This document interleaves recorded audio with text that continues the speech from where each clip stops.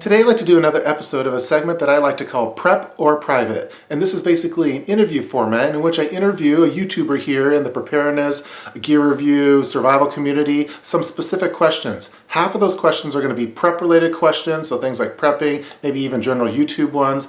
And then the other half of the questions are going to be private questions. So something maybe a little bit more personal, just to try to get to know that YouTube personality in a little bit more detail. And I'm really excited about today's guest because it's one of my favorite YouTubers right now, Canadian Prepper. For those of you unfamiliar with Canadian Prepper, I'm going to provide a link to his channel in the description box below. Make sure you check him out. Canadian Prepper focuses on preparedness videos, survival. He really dives deep into the behavioral aspect of all of those things, and just everything's well researched, well produced, well thought out, well executed, you name it. He's just making some high quality preparedness videos and is a real valuable contributor into our community. So before we get started with this episode of Prep or Private, let's take it over to Canadian Prepper. Now we're doing this remote. He's in Canada, I'm in the US. Let's take it over to Canadian Prepper really quick to say hello.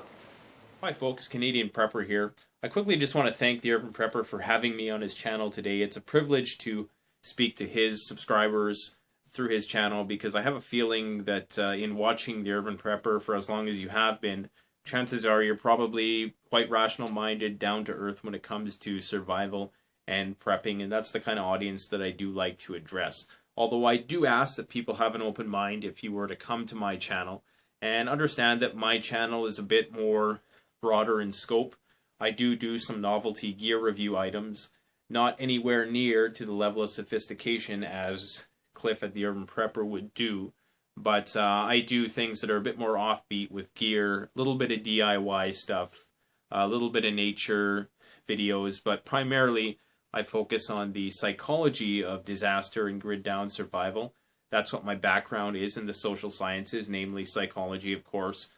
I have minored in several other areas of social sciences, anthropology, sociology, things like that. So I integrate that into my analysis of how to navigate the post-disaster environment. So I would invite you to check out my channel if you were interested in dialogue of that nature. All right, let's get right down to this episode of Prep or Private. Now I have all my questions over here. Let's start off first with a prep question. So question number 1. What has been your best all-time gear purchase and why? Okay, so this was a very tough question because there's a lot of items that I've had with me that have stood the test of time EDC-wise. I would have to give a shout out to the Swiss Champ. I think it's an excellent multi-tool. I know Leatherman's the name of the game, but Swiss Champ, I've never had any problems with that multi-tool, and I carry it everywhere I go. Another thing I have to mention is the Silky Big Boy 2000 XL. Chrome-plated saw made in Japan. It is has been with me for many years, and I have never had to sharpen it. The teeth on this thing are incredible. There's some real innovative cutting technology implemented into this thing. I'm not going to explain it all. I've done reviews on the item before, but it's just an excellent saw. I think Silky is, bar none, one of the best portable saw makers. I would challenge any buck saw. I'd put it up against the Silky any day of the week. So if you're part of the Bucksaw Brigade and you would like to challenge the Canadian Prepper to a saw-off, by all means send me a personal message and we will make an arrangement to do that. Also want to mention one more item here, and it's something that I wear every day. People at work think I'm weird because I only wear one pair of pants, and it's the proper lightweight tactical pant. I've talked about this pair of pants on my channel before. I was able to luck out and get many of them at a discounted rate, so I'm actually going to be doing a giveaway pretty soon. I think it's a great pant. It's Teflon coated, very tough. I've never had any rippage or stainage on any of the pants that I've had, and I've pretty much worn the same pair for several years. Of course, I have many pairs, but I just think it's a great all-around pant. I think it's gray man, contrary to Jeremy Hopper, who doesn't seem to think so, but I haven't had anybody at work come up to me and say, hey, you look like a tactical badass. Even though, of course, I'm not a tactical badass anyways, but it doesn't really stand out too much. If you get the black ones, they kind of look like cop pants, but, you know, all in all, I think it's an excellent pant. You can wear them in the city, you can wear them in the bush, and I'm not just here, like, promoting for proper. I have no affiliation with this company whatsoever. It's really the only pair of pants I wear, so excellent pair of pants, so check it out. So let's move back to a private question. So here's your private question, Canadian Prepper. What song are you most embarrassed about listening to? So what song are you most embarrassed about listening to? Well, this is a tough one. I'd have to say anything from the 80s is probably pretty embarrassing if you get caught listening to. The other day I was driving down the road and I must admit a song by a band called Ace of Base came on, and it was All That She Wants Is Another Baby. For whatever reason, I don't know, it's catchy, I guess, but I found myself kind of bobbing my head a bit, so...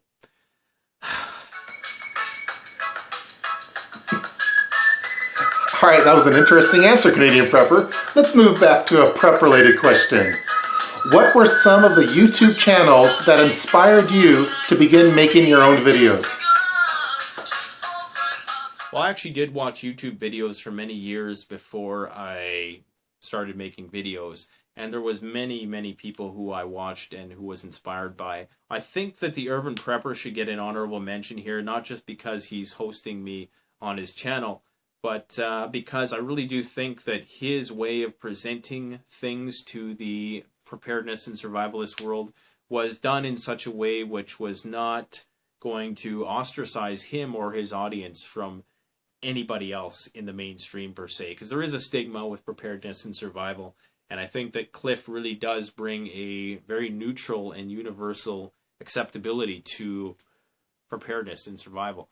Now, I do dabble in some of the more analytical aspects of preparedness and survival, so I would have to say that some of the channels that stimulated me were probably some which are a lot more opinionated than the Urban Prepper, like Prepared Mind, General S. Lee, Hibernian Sun, K-Goat, Analytical Survival, guys like that who are talking about the what-ifs, the unknowns of post-disaster environments. And they're doing it in a way that's not fictitious and it's not fantasy-based, so it's very rooted in reality. It's not getting caught up in the zombie thing. You don't see these guys making zombie apocalypse survival bags and stuff like this. It's very down-to-earth and rooted in reality. But sometimes they get into the grittier side of the human psyche and what, a actual grid down situation might look like. And that can be a scary thing for some people to want to address in all its fullness, because it really is something that shouldn't be glorified and it should be romanticized. We should be aspiring to rebuild after the wake of a disaster and not so fixated on solely self-preservation, but how we're going to rebuild our communities, restore order, and help people who need help. All right, that was really cool to be mentioned with the other YouTubers that you mentioned, so I'm glad you enjoyed my channel. It's kind of like a shout out to my channel on my channel, so like YouTube Inception, which was cool. And those other channels were great too. Let's move back to a private question. Here's your private question, Canadian Prepper. What YouTubers would be the best and worst to be trapped in an elevator with? Well, I think that one of the most challenging YouTube preppers to be in an elevator with for extended period of time would probably be James Yeager.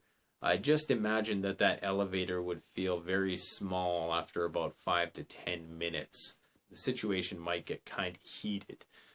The best person to be in an elevator with would probably be K-Goat. I have a feeling that if anybody's not familiar with the K-Goat channel, by all means go check it out. And he has a lot of great discussions on his channel, which is very similar to mine, about emergency preparedness and the psychology of post-disaster environments. So I'd encourage you to go check out K-Goat's channel as well. All right, those are really good answers. I'd actually like to watch videos of both of those elevator segments, but maybe in a future video we'll see that. Let's move back to a prep question. So here's your next prep question, Canadian Prepper. What do you feel is your best strength as a prepper? Well, I would have to say that physical fitness is my forte here. It's what I can really contribute with any degree of confidence to people who are seeking information about things. I train between 2 and 3 hours a day. But I welcome anybody if you do have questions about physical fitness.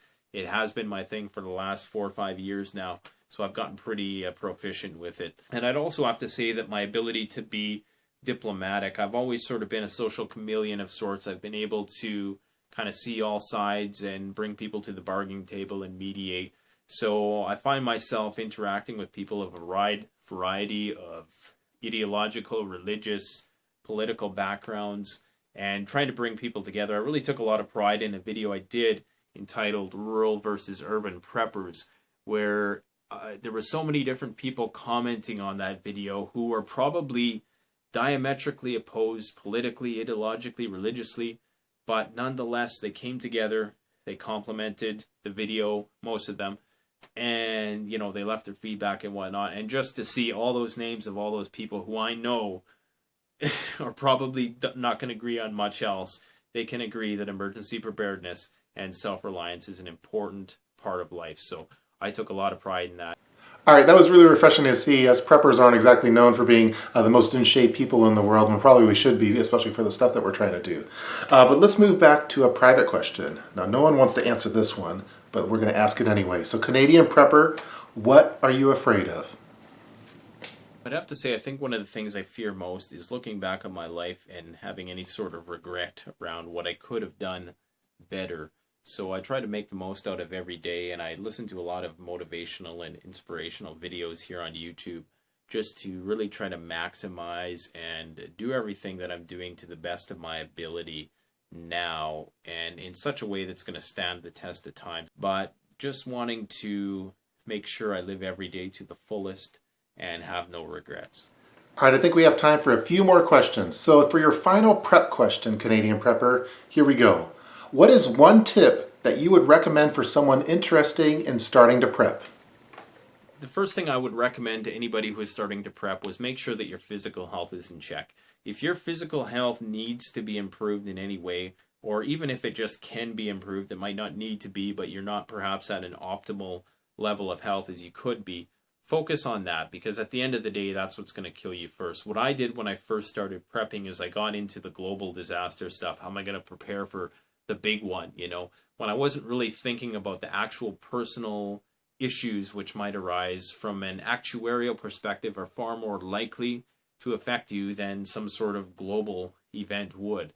So I'm just talking things like, popping a tire on your car, having your house broken into, breaking up in a relationship. How are you going to cope with that financially, losing a job, things of that nature. So start on that level of preparedness and work your way out to the local, regional, and then the global level of preparedness. Because the global, although it is very possible that some large calamity might befall us all in the future, I think it's important to remember that the plausibility of that is much lower and less likely than something happening in your personal life, which is far more likely.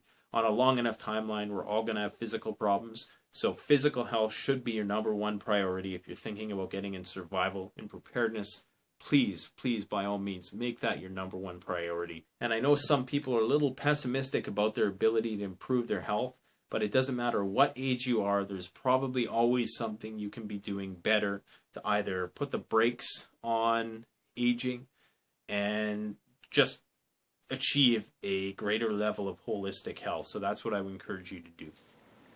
All right, it's time for the final private question. So here's your final question, Canadian prepper. If you and another YouTuber were the only people alive on Earth, who would you pick that other person to be?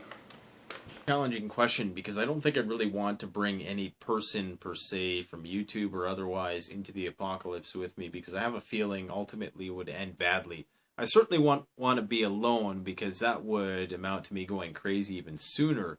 But I think that if there was just you and another person in some sort of apocalypse and you had the whole world at your disposal, if you had the nuclear launch codes, you'd probably end up nuking each other at some point, or just find some way to go to war with each other. It's human nature, unfortunately. If you had a female companion and you were procreating, then you're leaving your progeny to some incestuous post-apocalyptic wasteland that you don't really want to be responsible for. So I think the one being, organic being, who I would want to bring into the apocalypse would have to be my main man, Grumpy Cat, because he's probably the only organic being on Earth who would be perfectly contented if everybody else was wiped out. All right, that was a lot of fun. I hope you guys enjoyed watching this segment of Prep or Private featuring Canadian Prepper. Again, we were doing this remotely, so I sent him the questions, he sent the response, I compiled them all together, and then we made this video of Prep or Private featuring Canadian Prepper. So please feel free to leave any kind of comments below in the comments section regarding this video. Also, if you have any recommendations for future guests that you'd like to see on Prep or Private, leave that in the comments section as well. Maybe even a couple questions that you think I should ask that person. So before we wrap this video up, let's send it back to Canadian Prepper one last time just to say goodbye. Thanks for all the questions, and thanks for having me on your channel, Urban Prepper.